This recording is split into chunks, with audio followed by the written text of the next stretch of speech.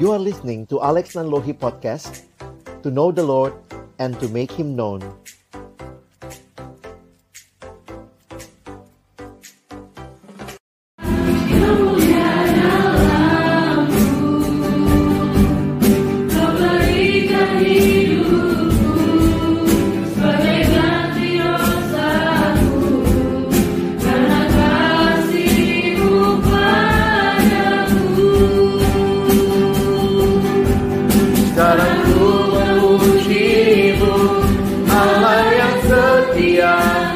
Tak pernah meninggalkan perbuatan tanganmu.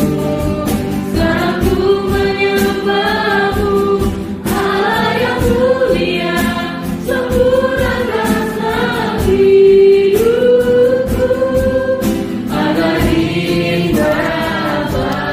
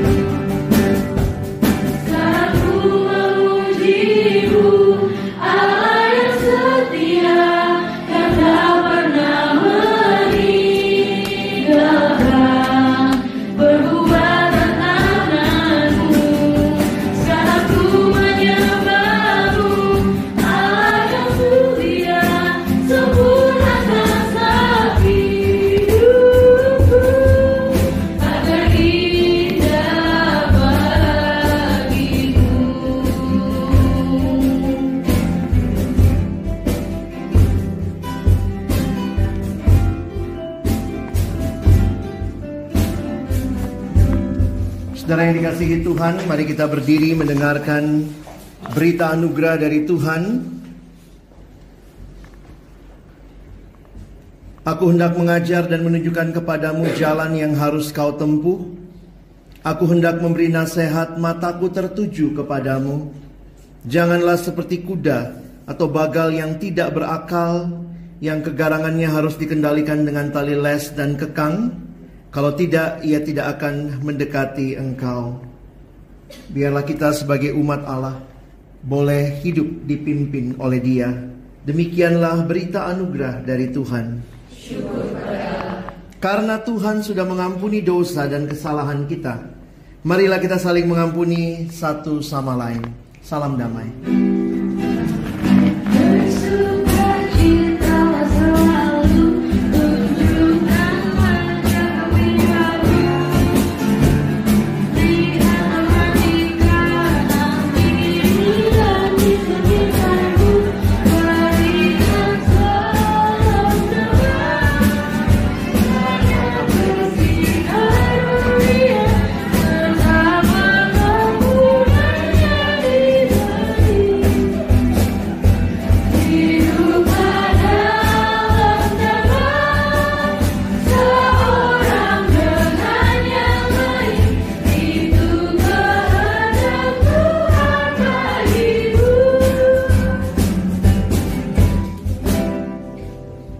Kita menyiapkan hati mendengarkan firman Tuhan.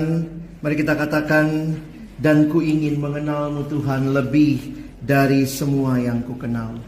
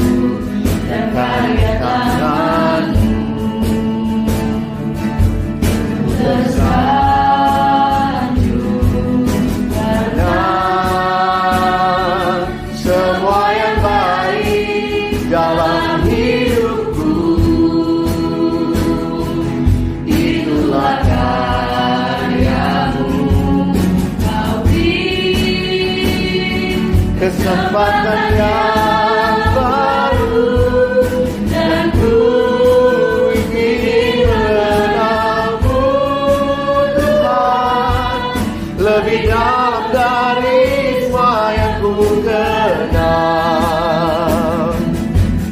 Tiada kasih yang melebihimu, ku ada untuk menjadi penyembahmu. Dari awal kita katakan, bila ku buka mataku dan lihat wajahmu, ku terharu. Bila ku lihat hidupku dan karya tanganmu, ku tersanjung. hanya wanita Semua yang baik dalam hidupku, yang pria, itulah karyamu. Kau beri kesempatan yang bersama-sama, dan ku ingin mengenalmu Tuhan lebih dalam dari semua yang ku kenal. Tiada kasih yang melebihimu, ku ada untuk menjadi penyembah. Dan ku ingin mengenalmu Tuhan, dan ku ingin mengenalmu Tuhan lebih dalam dari semua yang ku kenal. Tiada kasih yang melebihimu, ku ada untuk menjadi penyembah. Ku ada untuk menjadi, ku ada untuk menjadi penyembah. Sekali lagi, ku ada untuk menjadi, ku ada untuk menjadi penyembahmu.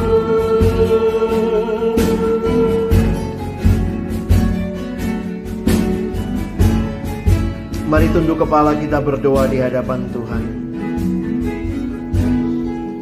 Benar ya Tuhan, kerinduan hati kami siang hari ini.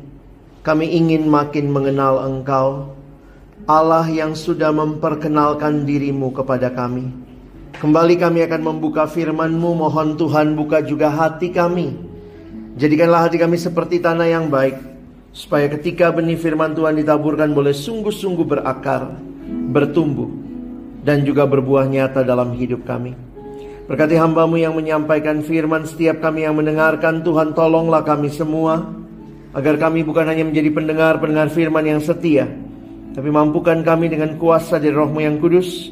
Kami dimampukan menjadi pelaku-pelaku firman-Mu di dalam hidup kami, di dalam masa muda kami. Bersabdalah ya Tuhan, kami anak-anak-Mu sedia mendengarnya. Dalam satu nama yang kudus, nama yang berkuasa, nama Tuhan kami Yesus Kristus, kami menyerahkan pemberitaan firman-Mu. Amin. Silakan duduk. Shalom. Selamat hari Minggu, saudara yang dikasihi Tuhan. Kita bersyukur hari ini kembali boleh beribadah. Dan tema hari ini bicara Christ is enough. Dan bagian firman Tuhan yang akan kita pelajari sama-sama adalah dalam Mazmur 23. Ya, kita akan membaca bagian ini bersama-sama. Mari kita membuka Mazmur 23. Kita akan membaca di dalam ayat yang pertama sampai dengan ayatnya yang ke-6. Mazmur 23 ayat pertama sampai dengan ayat yang ke-6. Kita akan membaca bergantian, yang pria bersama saya membaca ayat pertama, yang wanita baca ayat yang kedua. Kita bergantian sampai dengan ayat yang ke-6. Setelah saya bacakan judulnya, yang pria akan mulai membaca. Tuhan gembalaku yang baik, Mazmur Daud. Tuhan adalah gembalaku, takkan kekurangan aku. Ia memberikan aku di padang yang berumput hijau. Ia membimbing aku ke air yang tenang. Ia menyegarkan jiwaku. Ia menuntun aku di jalan yang benar oleh karena namanya. Sekalipun aku berjalan dalam lembah kekelaman, aku tidak takut bahaya, sebab Engkau besertaku. Gadamu dan tongkatmu, itulah yang menghibur aku. Engkau menyediakan hidangan bagiku di hadapan lawanku. Engkau mengurapi kepalaku dengan minyak, pialaku penuh melimpah. Kebajikan dan kemurahan belaka akan mengikuti aku seumur hidupku, dan aku akan tinggal dalam rumah Tuhan sepanjang masa. Berbahagialah mereka yang mendengarkan firman Tuhan dan memeliharanya. Haleluya. Haleluya. Haleluya. Haleluya.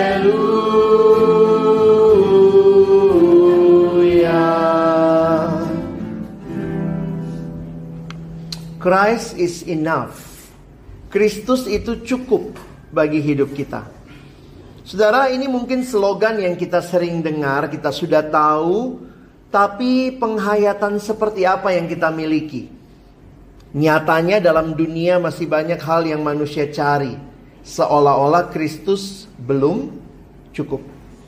Nah, hari ini kita mau belajar dari Mazmur 23, satu Mazmur yang indah sekali dan terkenal sepanjang zaman, sepanjang masa.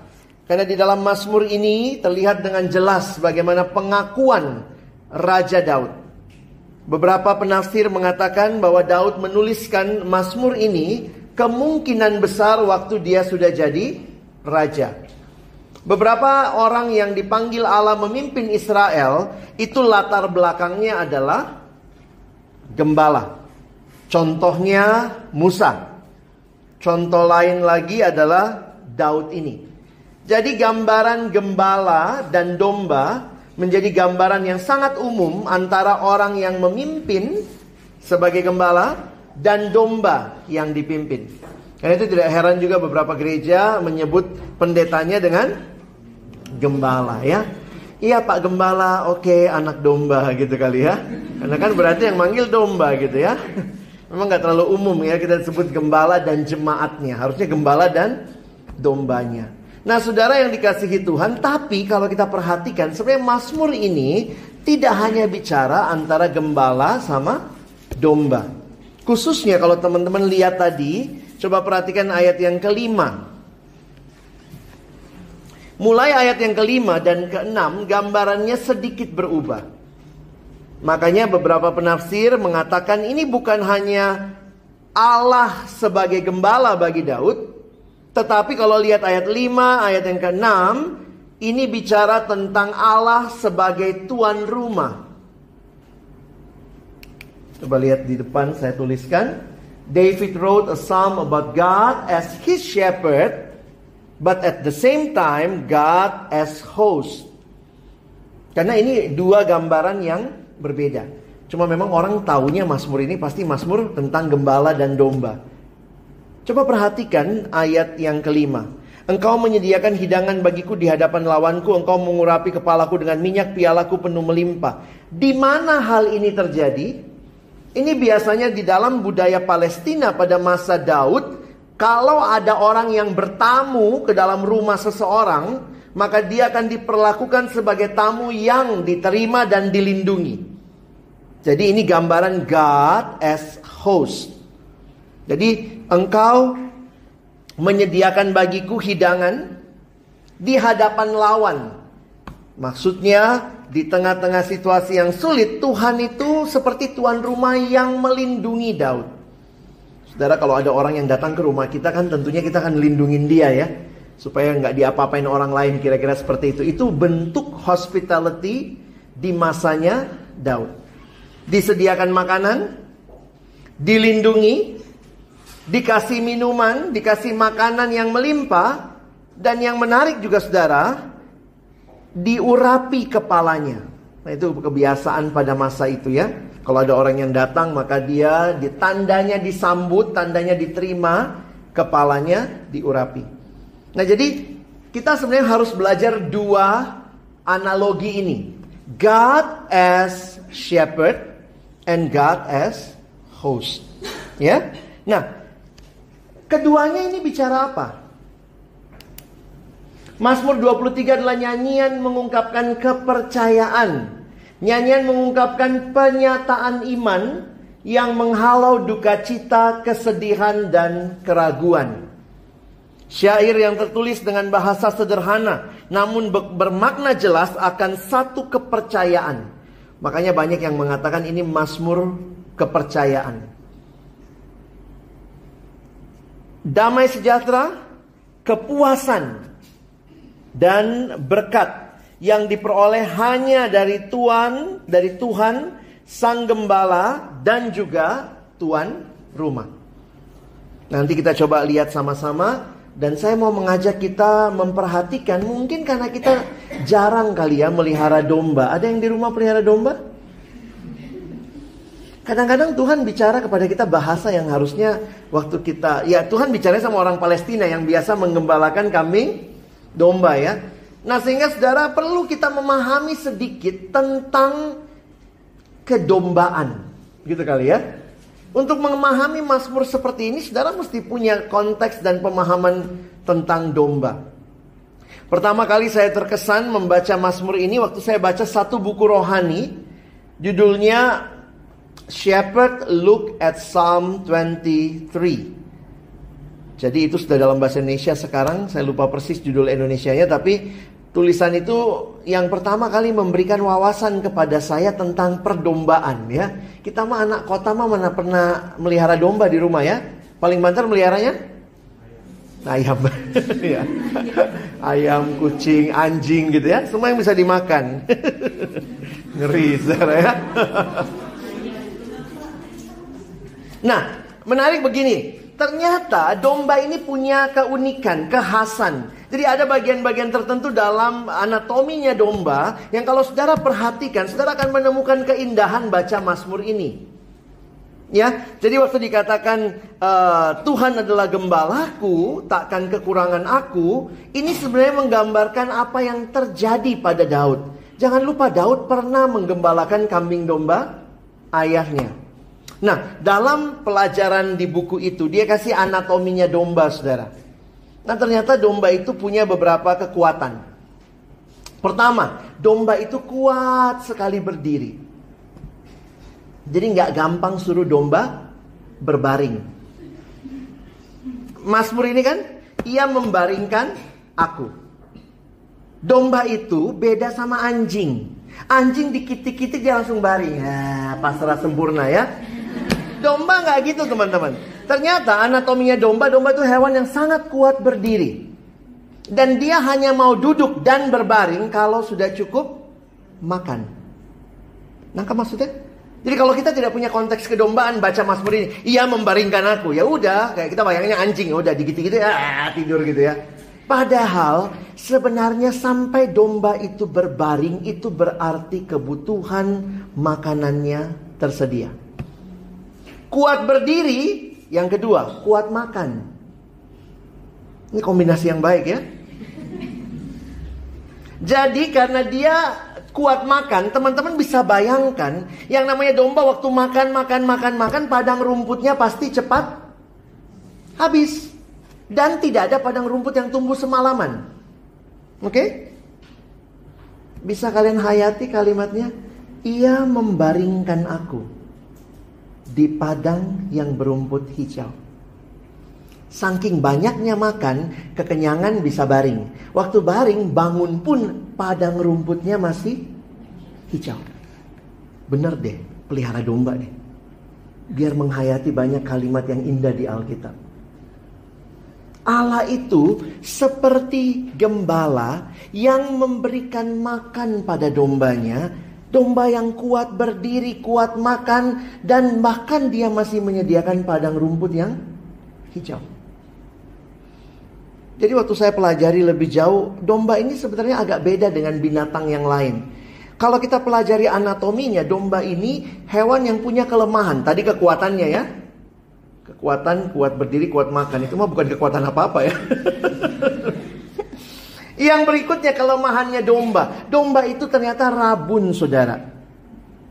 Jadi dia rabun, dia hanya bisa lihat paling beberapa meter di depannya. Makanya domba yang rabun itu ternyata juga banyak yang keras kepala.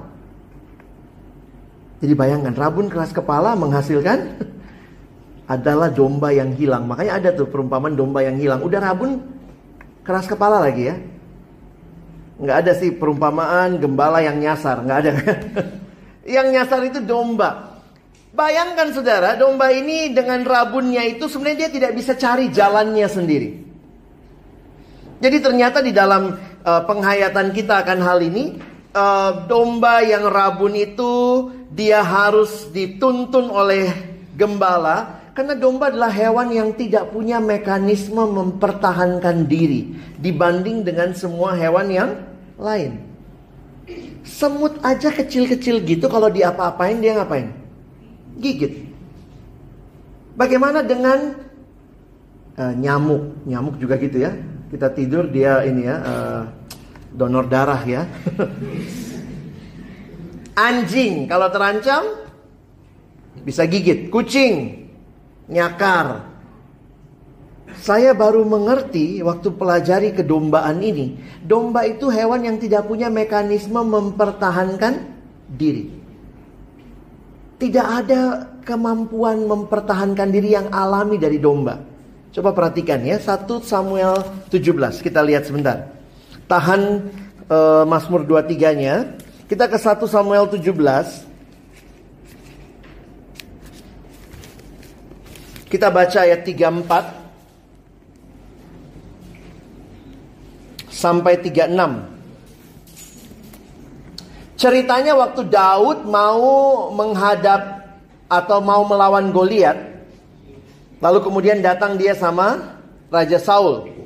Perhatikan apa kalimat Daud kepada Saul ya, waktu dia mau melawan Goliat, karena Goliat mencemooh Allah. Ayat 34. Tetapi Daud berkata kepada Saul, "Hambamu ini biasa menggembalakan kambing domba ayahnya. Apabila datang bersinga atau beruang yang menerkam seekor domba dari kawanannya." Jadi ternyata domba itu musuhnya banyak. Pasti enak ya. Jadi bayangkan ya, gendut-gendut putih gitu ya. Banyak musuhnya, makannya banyak. Nah, apa yang terjadi? Perhatikan ayat 35. "Maka aku mengejarnya, menghajarnya, dan melepaskan domba itu dari mulutnya. Kemudian apabila ia berdiri menyerang aku, maka aku menangkap janggutnya lalu menghajarnya dan membunuhnya. Baik singa maupun beruang telah dihajar oleh hambamu ini. Dan orang Filistin yang tidak bersunat itu, ia akan sama seperti salah satu daripada binatang itu, karena ia telah mencemooh barisan daripada Allah yang hidup." Numpang tanya, dombanya ngapain? Siapa yang berjuang nih? Gembalanya. Jadi kalau dikatakan gembala, yang diresikokan gembala untuk jaga domba apa? Nyawanya. Domba itu, saya waktu mikir gini, jadi waktu domba diterkam oleh serigala dan beruang, apa yang dia lakukan? Pasrah sempurna. Mungkin kalau dia bisa ngomong, Om beruang, Om singa sakit, gitu ya. Jadi yang berjuang itu gembalanya. Saya pikir Tuhan pas banget pilih ilustrasi. Kamu cuma domba, aku gembalanya. Nangkep ya? Waktu saya lihat begini, saya pikir Tuhan pas banget. Tuhan gak bilang kamu adalah apa, kodok gitu ya. Bukan hewan-hewan yang kayaknya cerdik-cerdik gitu ya. Tuhan bilang kamu dan aku gembala, kamu cuma domba. Makin saya perhatikan, kuat berdiri, makan banyak. Kok gue banget gitu ya, berdiri mulu jadi pembicara, makan banyak gitu ya, gendut-gendut putih gitu ya. Dan ini satu gambaran teman-teman, you can do nothing without God. Ini realita yang kita alami. Bahwa begitu banyaknya ancaman dan domba tidak punya mekanisme mempertahankan diri. Saudara, domba ini hewan yang dikatakan penakut, udah rabun penakut lagi. Sampai-sampai teman-teman, domba itu tidak mau minum di air yang beriak-riak. Milihnya, memang kalau pelihara domba jadinya sacrifice-nya itu ada pada gembala. Masih ingat waktu Yesus lahir? Ini hewan yang selalu harus ditemani gembalanya. Makanya ingat kalimatnya, pada waktu itu ada gembala sedang menjaga kawanan dombanya pada waktu malam. Itu cerita kelahiran Yesus. Makanya sampai satu penulis buku dia bilang begini, saudara tidak mungkin menggambarkan atau memotret seekor domba sendirian. Hewan lain bisa sendirian tuh dipotret. Kalau kita pergi rumah-rumah orang ada tuh kuda, gajah, harimau, babi, ada nggak ya? Tapi katanya domba itu kalau dipotret sendiri, itu gambar yang nggak lazim. Karena domba harus selalu dipotret bersama gembalanya. Domba yang dipotret sendiri itu tanda-tanda akhir zaman buat domba itu ya. Karena akan didatangi oleh serigala beruang begitu ya. Sehingga memang beberapa kali kita ketemu gambaran domba itu ya. Apalagi kalau kita searching gitu ya. Pasti Yesus lagi pegang tongkat lalu domba-domba gitu ya. Nah ini gambaran-gambaran yang memberikan pemahaman kepada kita. Memang kita nggak bisa ngapa-ngapain tanpa Tuhan. Jadi karena saking takutnya sama air yang beriak-riak teman-teman, maka domba ini untuk mau disuruh minum aja susah oleh gembalanya. Maka gembala biasanya harus membuat dam. Ini teori fisikanya. Kalau ada air beriak-riak, dibikinlah dam. Kayak berang-berang ya. Kan prinsipnya begitu. Air yang beriak-riak ditaruh hambatan, maka air yang kesini akan lebih tenang. Itu kan prinsipnya. Jadi waktu baca bawahnya, ia menuntun aku ke air yang tenang. Dan jangan lupa, tidak gampang cari air tenang di Palestina pada waktu itu. Sehingga untuk airnya bisa tenang mengalir, maka gembala itu harus prepare. Dia harus membuat dam dulu supaya domba si goblok ini mau minum. Udah goblok banyak maunya lagi. Satu-satunya atau salah satu kekuatan domba yang bisa dibanggakan sebenarnya itu di kupingnya. Domba hewan yang memang peka juga sama kasih sayang. Dan domba itu sangat peka mendengar suara.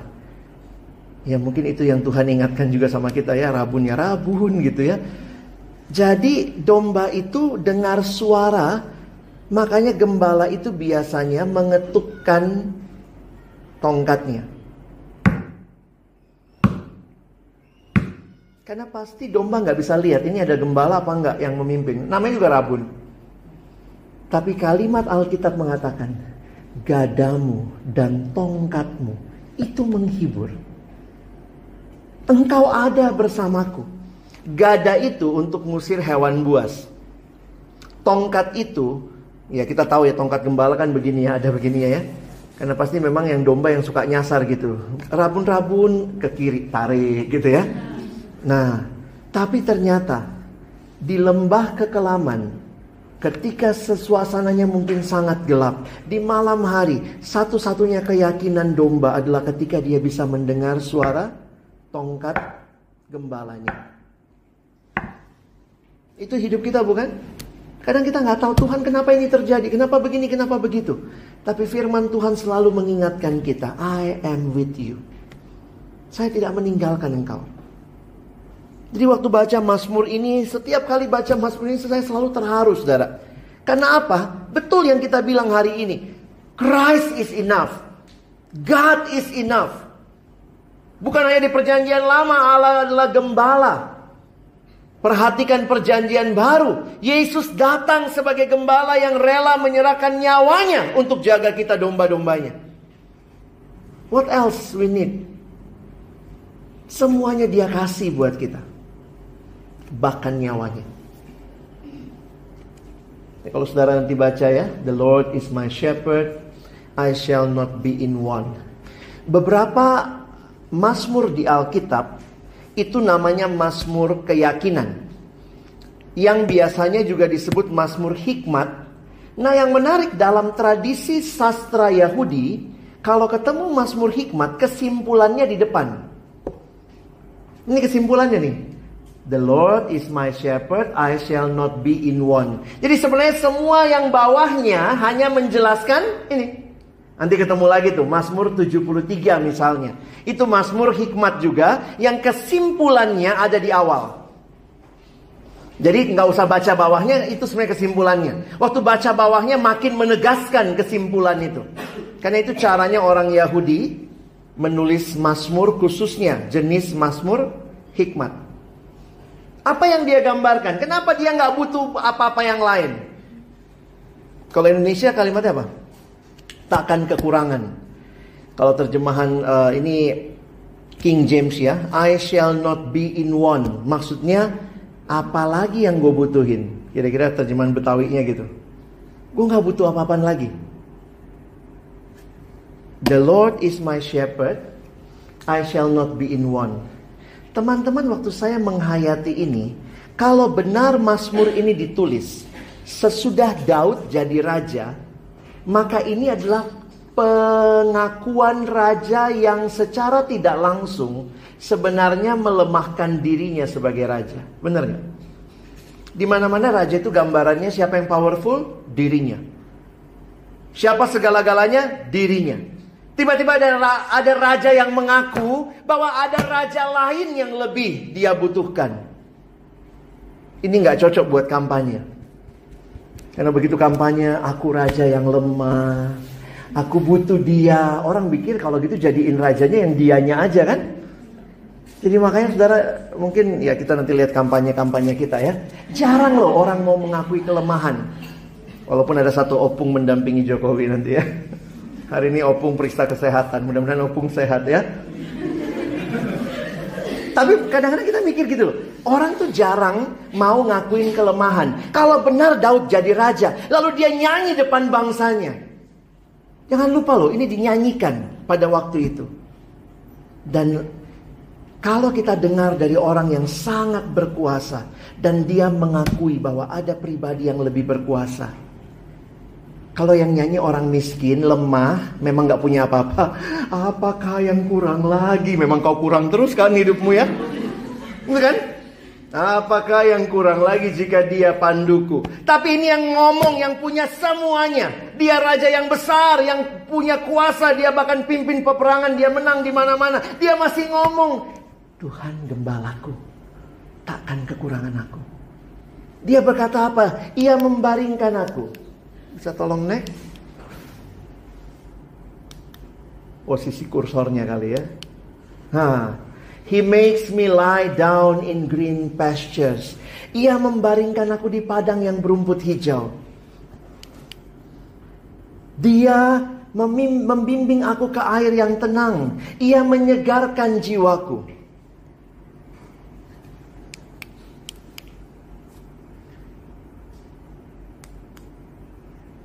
Dia menuntun aku ke jalan yang benar oleh karena namanya.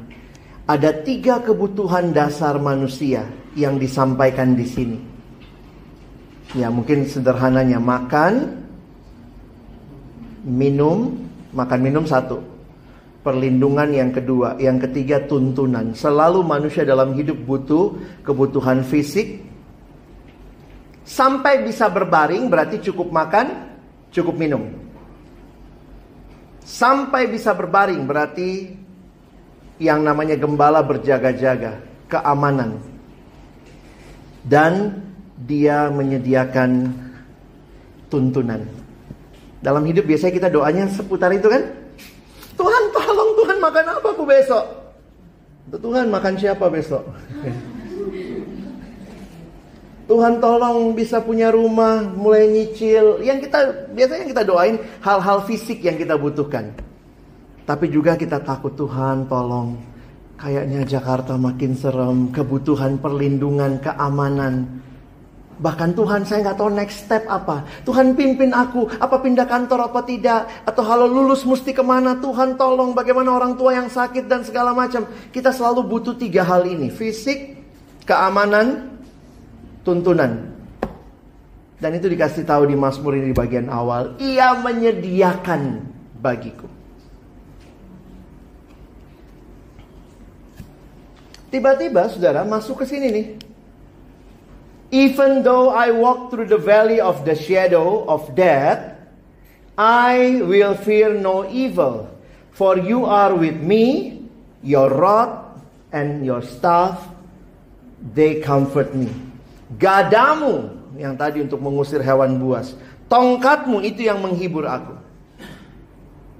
Nah saudara, kalau menghayati keindahan Mazmur ini, unik ya.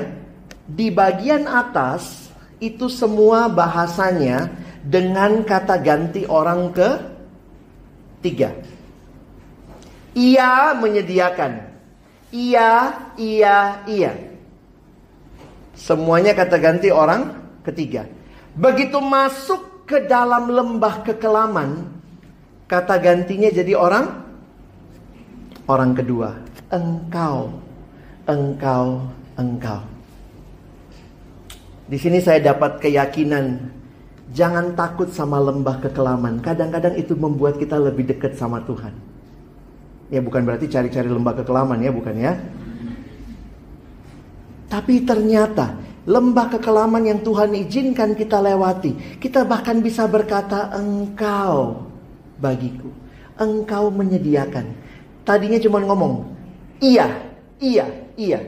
Tapi ternyata pergumulan hidup membuat kita sadar, you are enough for me.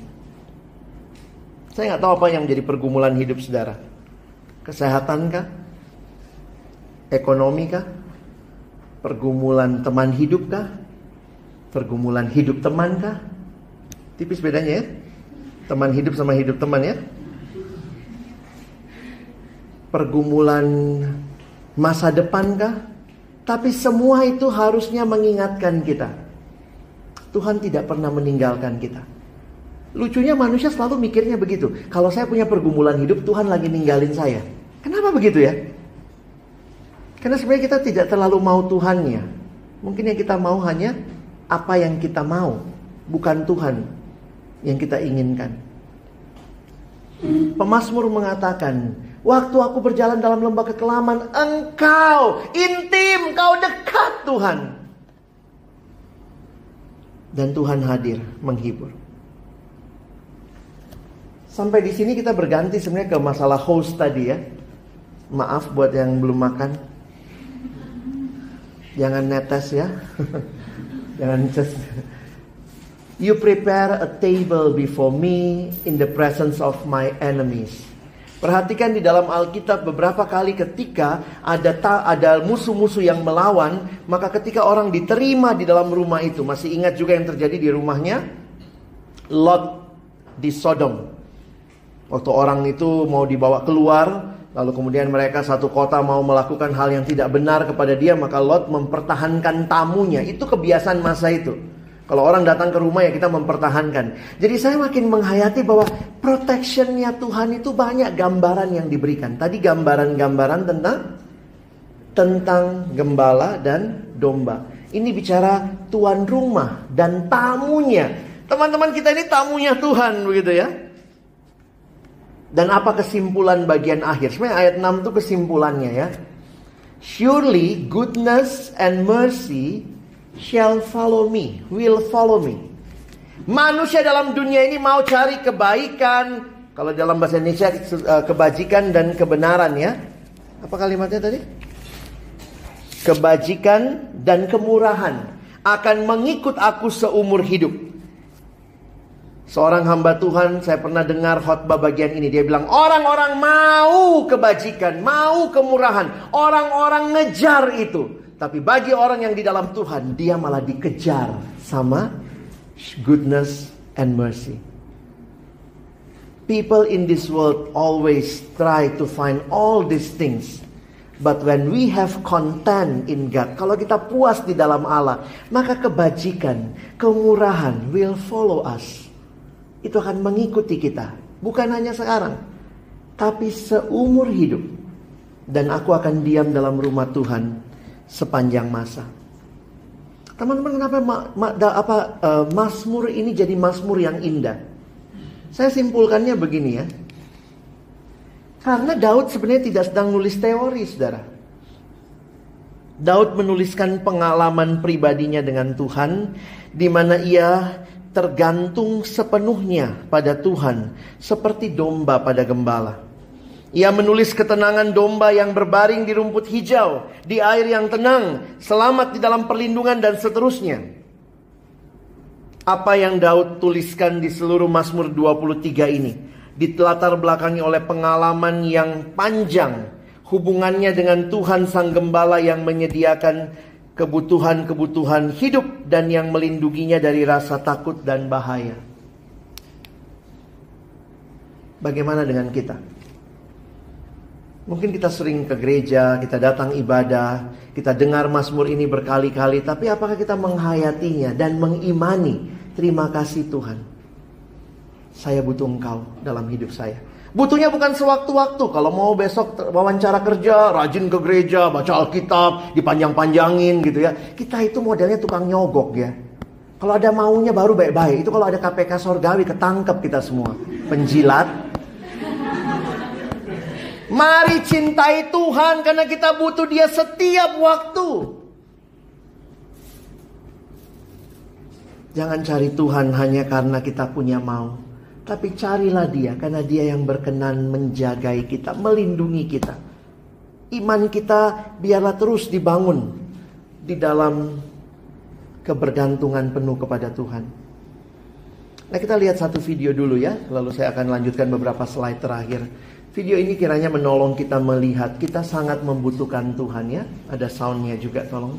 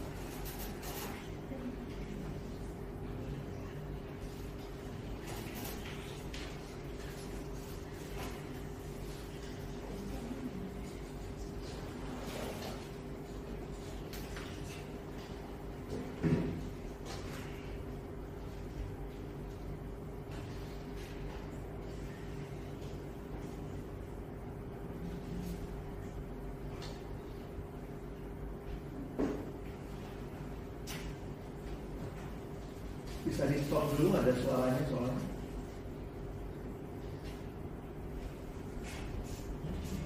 Bisa dari awal dulu ya, muncul dari awal.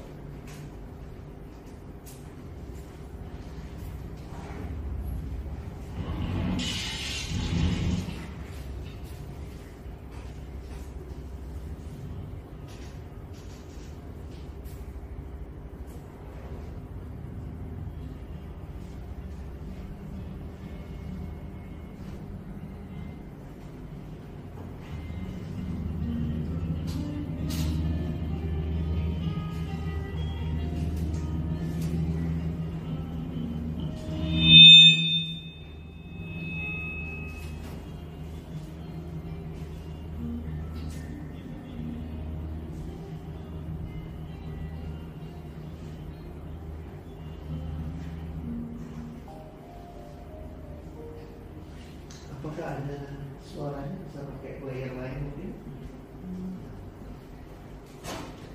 Sebenarnya bukan cuma musik, ada suaranya. Kalau bisa, kalau nggak bisa sih nggak apa-apa, kita lihat videonya aja. Tapi seandainya bisa.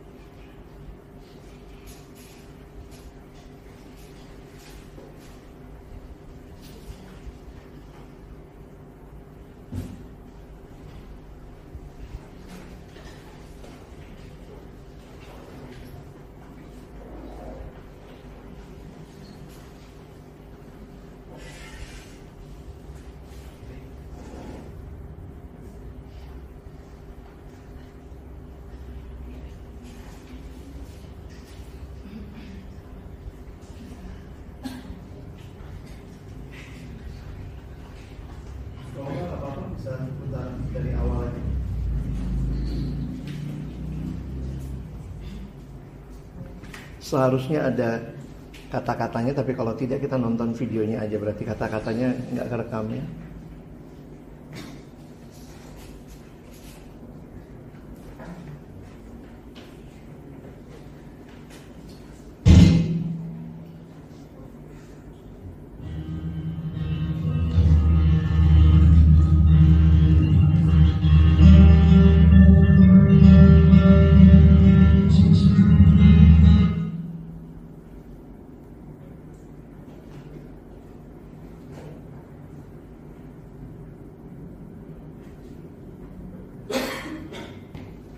Oke, kita coba lihat aja.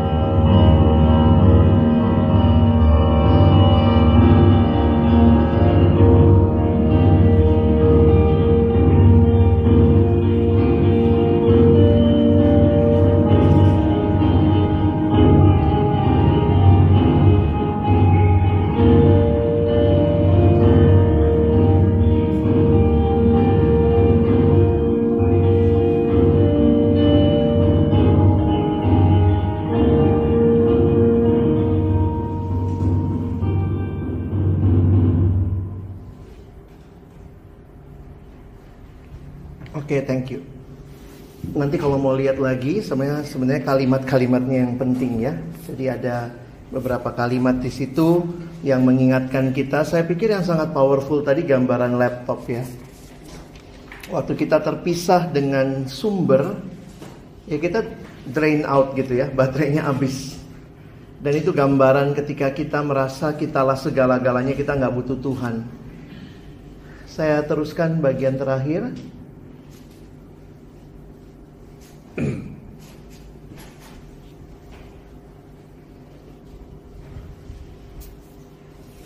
Ini beberapa refleksi yang saya pikirkan buat kita.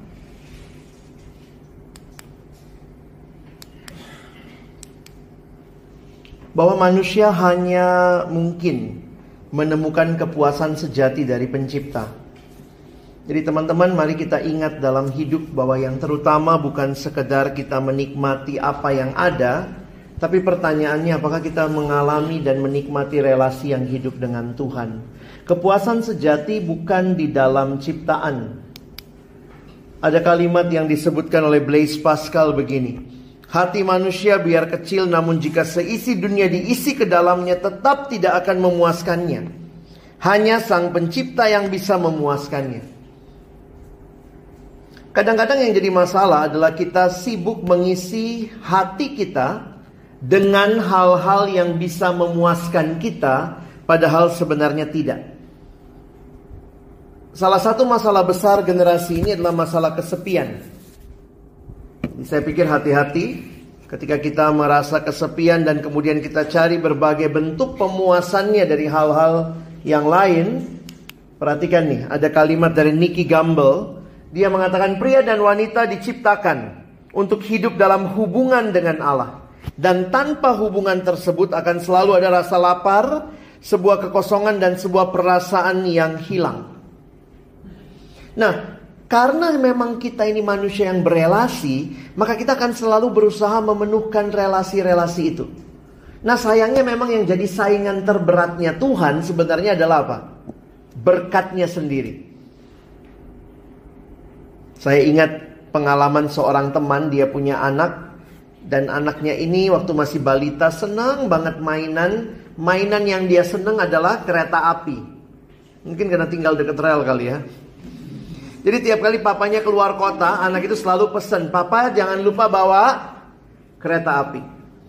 Jadi ketika papanya lagi di luar kota, teleponan, "Apa kabar? Kangen papa nggak?" "Kangen pak." "Papa jangan lupa kereta api." Pas papanya pulang, anak itu langsung lari sambut papanya, "Papa, papa, papa." Dipeluk sebentar depan pintu, lalu kemudian pasti minta, "Papa mana?" "Kereta api." Begitu udah dikasih kereta api, anaknya kemana? Pergi. Jadi anaknya kangen papanya atau kereta api? Saudara, yang saudara rindukan dalam hidup Allah atau berkatnya ya? Makanya kalau kita hanya merindukan berkat, waktu berkat itu nggak ada, kita akan lupa bahwa ada Sang Pemberi berkat. Bisa jadi kita kayak istrinya Ayub. Kutuki Allahmu. Fokus istri Ayub hanya kepada berkat. Kalau nggak dapat berkat, kutuki Allahnya. Mana berkatnya? Tapi Ayub bisa fokus kepada Allah sampai dia mengatakan apa? Tuhan yang memberi, Tuhan yang mengambil. Terpujilah Tuhan. Masalah punya nggak punya itu masalah Tuhan, bukan masalah sekedar kemauan kita. Nah, hati-hati saudara. Kadang-kadang kita merasa yang bisa memenuhkan itu bukan Allah. Memang ini kayaknya klise banget ya. Gimana sih Allah bisa memuaskan kita? Gue butuh pacar bang. Gue butuh kerjaan. Gue butuh uang. Masa jawabannya di gereja Allah yang bisa memenuhkan? Tapi saya mau kita melihat Allah bisa memakai berbagai hal memenuhkan kebutuhan kita. Tapi pertanyaannya, kita percaya nggak sama Allah? Dan waktu kita belum dapat yang kita mau, kita tetap yakin gak Allah memelihara? Kadang-kadang itu yang susah ya. Tulisan ini sederhana, God will provide, tapi banyak yang gak percaya. Kalau Tuhan memenuhkan, Tuhan memberikan kecukupan, mana buktinya saya belum alami? Kadang-kadang realita hidup membuat kita sulit sekali untuk mempercayai Allah. Tidak ada satupun hubungan manusia yang dapat memuaskan atau yang dapat terus bertahan. Ini menjadi reminder buat kita. Kita butuh relasi antar manusia. Tapi ingat, tidak ada yang bisa memuaskan dan tidak ada yang bisa terus bertahan. Ada yang punya orang tua yang gak bisa mati? Ada orang tuamu yang gak bisa mati? Ada pacarmu gak bisa mati? Semua relasi manusia itu ada batasnya. Ya. Nah sayangnya kan kita tuh pingin tuh relasi yang dalam begitu ya. Nah kadang-kadang jadi masalah adalah kita cari dalam relasi. Waktu saya mau menikah, menjelang pernikahan 2 minggu lah sebelum menikah, sudah sembar undangan, saya ketemu satu kakak rohani. Kaget juga waktu ketemu dia, dia nanya sama saya, Lex gimana persiapan pernikahan? Udah bang, udah semua udah, undangan udah disebar. Terus kami ketemu di lapangan parkir ya.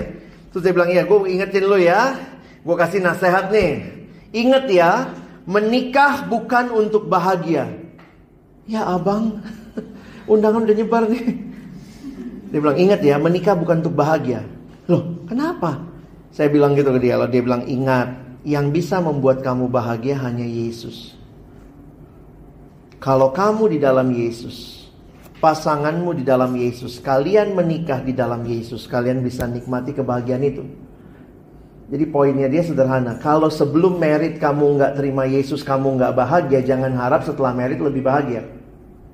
Dan di sisi yang lain, yang belum married bisa bahagia nggak? Bisa ya? Asal ada Yesus ya. Jadi jangan jadi jomblo ngenes gitu ya. Jomblo yang aduh menyesali diri gitu.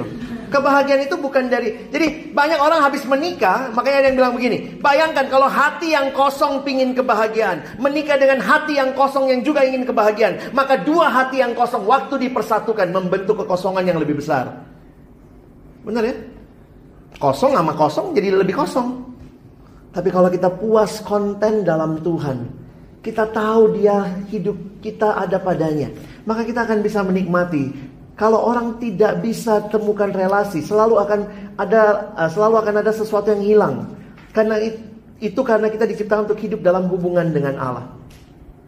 Saya pikir mari perhatikan relasi kita dengan Allah ya. Ingat, yang bisa memuaskan bukan yang horizontal ya. Ini kalimat ini. Kepuasan sejati tidak akan pernah kita dapat dari ciptaan, dari sesuatu atau seseorang. Pacar kah, orang tua kah, kepuasan sejati hanya dari pencipta. Yang memuaskan kita bukan yang horizontal, tapi hanya yang vertikal. Dan waktu kita ketemu itu, maka kita akan alami tadi ya. Waktu kita alami hubungan dengan Allah, kita akan punya tujuan dan arti kehidupan. Kita bisa berkata seperti Daud, Tuhan sudah cukup. Tuhan cukup bukan karena saya dapat semua yang saya mau. Bahkan dalam situasi yang sulit. Even I walk in the valley of death. Waktu aku berjalan dalam lembah kekelaman. Di situ aku tahu ada Allah yang cukup. Dan dia yang menyediakan yang aku butuhkan. Kadang-kadang saya pikir orang Kristen salah bersyukur juga sih ya. Ada soalnya yang ngajarin. Pokoknya dalam segala hal bersyukur. Jadi kalau ketabrak bersyukur. Itulah orang Indonesia ya, bersyukur cuma kaki nggak kepala. Saya pikir kenapa kekristenan berkata dalam segala hal kita tetap bisa bersyukur. Apanya yang disyukuri?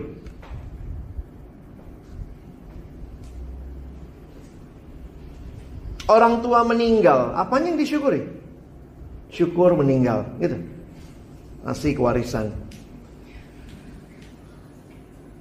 Yang disyukuri adalah Allah yang hadir dan terus menyertai, membimbing. Kecelakaan, ditabrak, pasti gak nyaman, pasti gak enak. Itu pun sulit disyukuri. Jangan cari-cari ucapan syukur yang mengada-ngada ya. Waktu dikatakan mengucap syukur, ya ucap syukur karena kamu masih punya Allah. Itu ucapan syukurnya Ayub. Dalam segala hal, masakan kita hanya mau menerima yang baik dari Allah.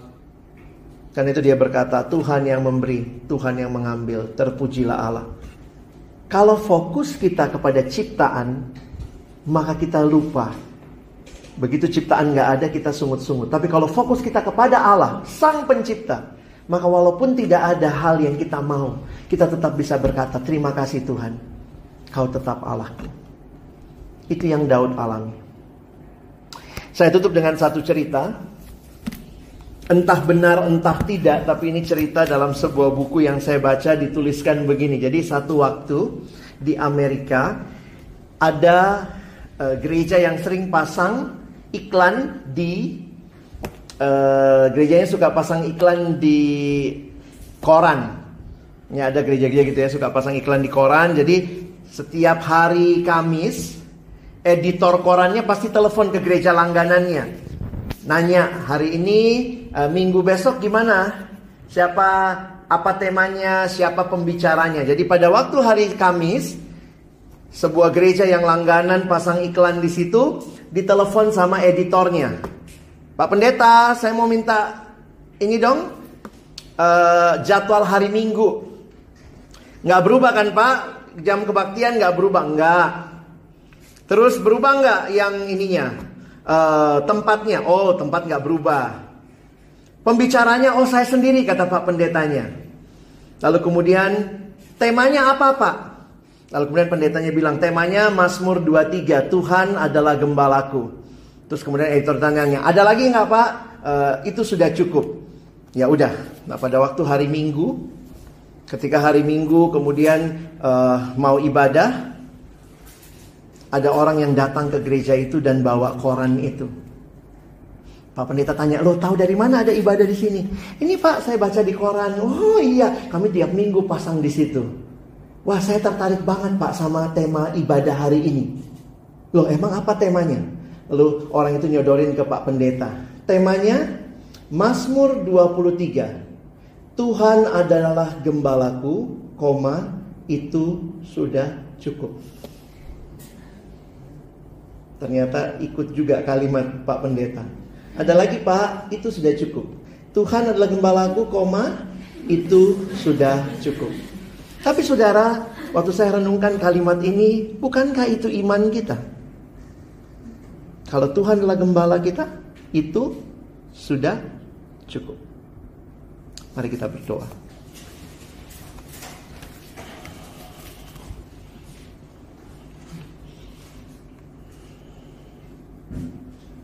Ampuni kami Tuhan yang seringkali merasa Engkau belum cukup. Tapi hari ini kami belajar dari Daud. Tuhan adalah gembala kami. Itu sudah cukup. Tolong kami Tuhan, melalui hari-hari hidup kami ke depan. Kami belajar terus bergantung kepada Tuhan. Di dalam suka, di dalam duka, kami tidak pernah melupakan bahwa ada Tuhan yang tidak pernah meninggalkan kami. Yang kehadiran-Mu cukup bagi kami. Terima kasih Tuhan. Kami mohon tolong kami memandang terus kepadamu. Kami ingat Engkau bukan hanya Allah di perjanjian lama.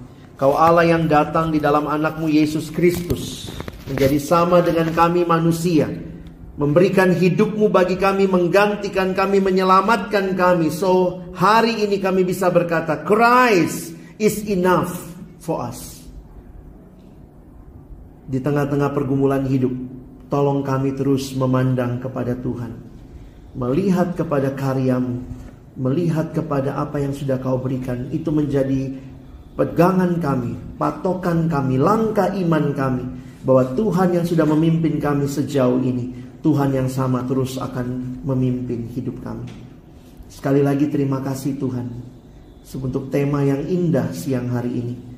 Bukan hanya indah karena kami mendengarkan banyak hal, tapi jauh lebih indah ketika kami mengalaminya dan terus menyadari Christ is enough for us. Terima kasih Tuhan. Tolong kami bukan cuma jadi pendengar, tapi jadi pelaku firman. Dalam nama Yesus kami berdoa. Amin.